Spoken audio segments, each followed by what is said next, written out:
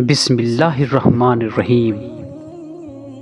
ایک دوسرے سے حسد بھی نہ کرنا کہ کفر کی اصل حسد ہی ہے، اور خبردار کسی مظلوم مسلمان کے خلاف کسی کی امداد نہ کرنا کہ وہ بد دعا کر دے گا تو اس کی دعا قبول ہو جائے گی۔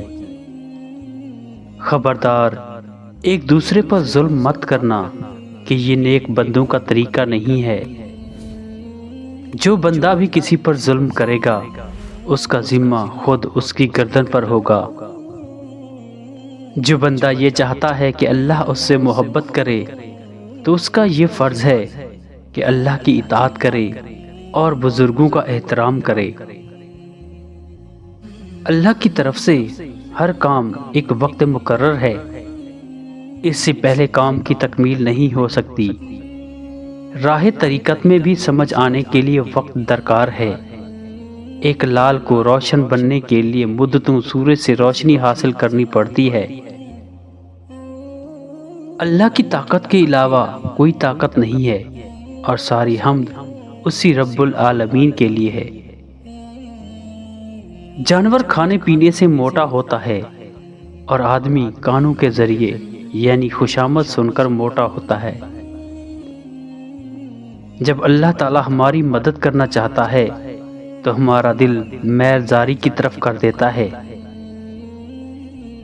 اگر بندہ موت سے بچ جائے تو یہ کوئی اتنی اہم بات نہیں، اہم بات تو یہ ہے کہ بندہ گناہ سے بچ جائے۔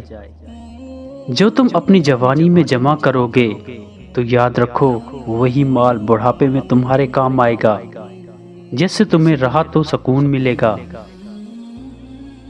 شیر دراصل وہی ہے جو خود کو شکست دے دے تاکہ اللہ کی مدد سے اللہ کا شیر بن جائے اور نفس اور اس کے فرعون سے نجات پائے۔ کھجور کو اگر دودھ کے ساتھ استعمال کیا جائے تو 40 مردوں کے برابر طاقت آ جاتی ہے۔ غصہ چھپی ہوئی آگ کی طرح ہے، اگر تم اپنے الفاظ اس آگ میں ڈال دو گے تو تمہارے لیے سنبھالنا مشکل ہو جائے گا۔ ہم نے تھوڑا بہت کہہ دیا ہے، باقی خود سوچ لیں۔ اگر سوچ تھک جائے تو ذکر شروع کر دے، کیونکہ ذکر سے فکر میں تحریک پیدا ہو جاتی ہے۔ سرد و فکر کے لیے ذکر الہی سورج کی حرارت کی طرح کام کرتا ہے۔ پاکیزہ صرف وہی ہے جو تمام علائق دنیا سے پاک ہو۔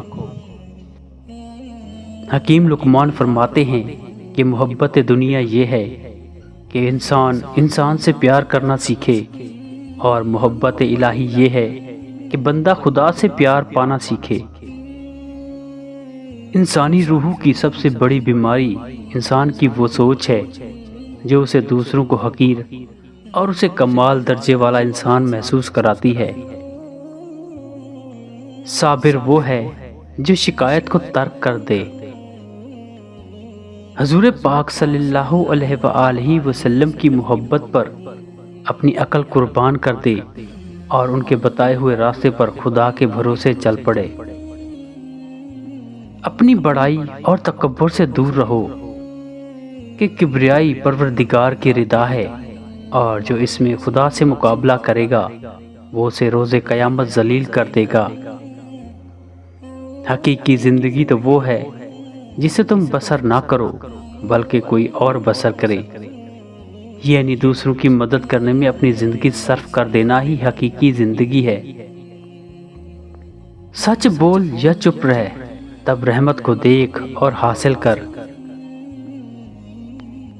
شیر کی گرج تیرا امتحان لے گی، اے بدصورت بے ہنر گیڈر۔ اپنے اوپر مور ہونے کا گمان ہرگز نہ کر، کیونکہ مور تجھے آزمائے گی، تو درمیان میں ذلیل اور بے آبرو ہو جائے گا۔ تنگ نظر کی ایک بہت بڑی نشانی یہ ہے کہ دو برائیوں میں سے ایک کو منتخب کرنا پڑے تو وہ دونوں کو اختیار کر لیتا ہے۔ زیادہ کھا کر جس بندے کا پیٹ لٹک جائے وہ صبح ادرک کھا کر 15 منٹ پیدل چل لے، 6 دن میں دبلا ہو جائے گا۔ اللہ سے عافیت کا سوال کرو اور اسی کو تلاش کرتے رہو۔ اور کوئی قوت و طاقت اس کے علاوہ نہیں ہے۔ اپنے نفس کو بلاؤں کے برداشت کرنے پر آمادہ کرو۔ حکیم لقمان فرماتے ہیں، جب زبان سیدھی راہ اختیار کرتی ہے تو قلب صالح ہو جاتا ہے۔ جس نے اپنی زبان کی ٹیڑھی سلاخ سیدھی کر لی، اس کا دل صالح ہو گیا۔ بری گفتار کا کھاؤ تلوار کے کھاؤ سے زیادہ گہرا اور ناقابل برداشت ہوتا ہے۔ جو اپنے آپ کو دوسروں سے اچھا جانتا ہے وہ خوش خلق نہیں بلکہ خود پرست اور شیطان صفت ہے۔ یاد رکھو، اللہ سے کوئی بھی شے بے نیاز نہیں بنا سکتی، نہ ملک مقرب اور نہ بنی مرسل، نہ کوئی اور جو بندہ چاہتا ہے کہ شفاعت کرنے والوں کی شفاعت سے فائدہ اٹھائے۔ اس کا فرض یہ ہے کہ رضائے خدا کو طلب کرے۔ صوفی وہ ہے جو احوال میں صادق اور معاملات میں باادب ہو۔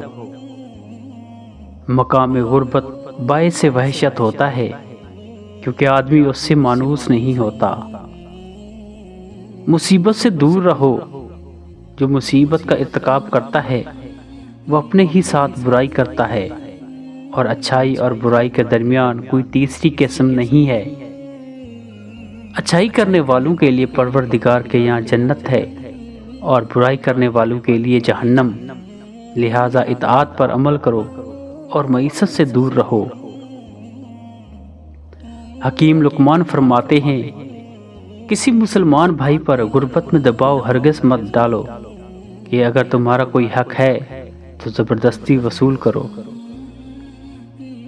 جس چیز کا عمل نہیں اس کو زبان سے مت ادا کرو، جس چیز کی ضرورت نہیں اس کے قریب مت بھٹک اور نہ اس کی جستجو کر۔ آدمی کو اندر سے پڑھنا نہایت ہی مشکل ہے جب تک کہ اسے بار بار آزما نہ لیا جائے۔ جب تک آزماؤ گے نہیں، بندے کی اصلیت تک نہیں پہنچ سکتے۔ گناہ ایسا ناسور ہے جس کو ترک نہ کیا جائے تو بڑھ کر ناقابل علاج بن جاتا ہے۔ اولیاء اللہ رحمت کے صاحباں ہیں، اگر یہ نہ ہو تو دنیا جہنم کا نمونہ بن جائے۔ پاکیزہ وہی ہے جو ساری دنیا میں کسی بھی شے سے پیوست نہ ہو، نہ ہی دنیا سے اور نہ ہی آخرت سے اور نہ ہی اپنے نفس کے ساتھ۔ حکیم لقمان فرماتے ہیں، ماں سوائے اللہ تعالیٰ کے دنیا میں کوئی بھی ایسا نہیں جو لوگوں کے عیبوں پر پردہ ڈالے۔ صبر و شکر دو ایسے ساتھی ہیں جو ایک دوسرے کے بغیر حاصل نہیں ہو پاتے۔ اللہ سے ڈرو اور دعا کرو کہ تمہارے دلوں کو اسلام کے لیے کشادہ کر دے اور تمہاری زبانوں کو حق کے ساتھ گویا بنا دے، تاکہ اسی حال میں دنیا سے جاؤ اور تمہاری بازگشت نیک بندوں کی جیسی ہو۔ اگر اللہ کسی کو خیر نہیں دینا چاہتا تو اس کو اس کے حال پر چھوڑ دیتا ہے، اور اس کا سینہ بالکل تنگ ہو جاتا ہے کہ اگر حق زبان پر جاری بھی ہو جائے تو دل میں جاگزی نہیں ہوتا۔ اللہ جب بندے کے ساتھ بھلائی کرتا ہے تو اس کے سینے کو اسلام کے لیے کشادہ کر دیتا ہے، اور جب نعمت دیتا ہے تو اس کی زبان پر حق جاری کر دیتا ہے۔ زمانہ قدیم میں امیروں نے غریبوں کی بغاوت روکنے کا یہ مؤثر طریقہ کیا تھا کہ غریبوں کے گاڑھے پسینے کی کمائی کا تھوڑا حصہ انہیں خیرات کی صورت میں واپس دے دیا کرتے تھے۔ لوہا صرف لڑائی کے وقت سونے سے بھی قیمتی سمجھا جاتا ہے، حالانکہ ہر وقت سونا قیمتی ہی ہوتا ہے۔ جو انسان کسی کے ساتھ نیکی نہیں کر سکتا تو کم از کم اس کی برائیوں سے ہی اس کو مطلع کرتا رہے، یہ بھی ایک بہت بڑی نیکی ہے۔ خوبی کبھی دولت سے پیدا نہیں ہوتی بلکہ خوبی نیکی سے جنم لیتی ہے۔